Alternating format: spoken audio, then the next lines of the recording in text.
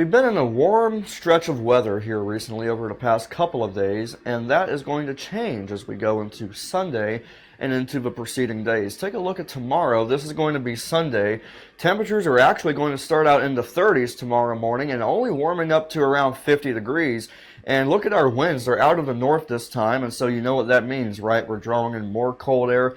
Going to be breezy in the morning, around 18 miles per hour, calming down to around 5 miles per hour in the afternoon. We're still going to have sunny conditions out there, and every town in South Carolina is going to agree on 53 tomorrow afternoon. Our humidity levels are going to be up from where they have been, and so you might have heard that we've had a fire danger threat recently over the past couple of days. That's going to come to an end, although our winds at the coast are still going to be breezy, so we'll call it 15 miles per hour. Could gust at times to 20 miles per hour around Charleston and all the beaches going down into Hilton Head.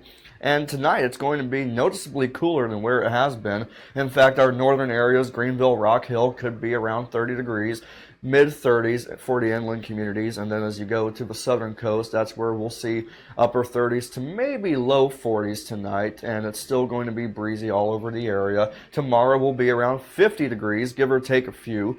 And the southern coast is going to be in the low to mid 50s going into tomorrow afternoon.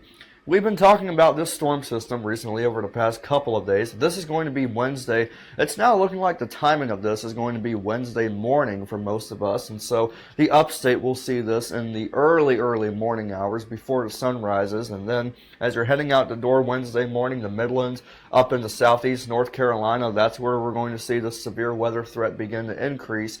And then it will move into the coast. They will get in on this storm system around 11 o'clock in the morning to noon on Wednesday. And that's why this area has the highest threat of seeing severe weather, is because this will be in the coast during the warmest part of the day, and thus we will have the most energy. Here's a look at our energy values, by the way. This is called convective available potential energy. If you don't know what this means, that's fine. This is basically a measure that meteorologists use to look at how much energy thunderstorms have to work with. And when you see something above 1,000 joules per kilogram, that's when you start to get concerned. And this is during the peak of this event, and we're only around 400 to 500 joules per kilogram. So we're not really looking at a high-end severe weather threat, but do know that some damaging wind gusts could be in the forecast during this time.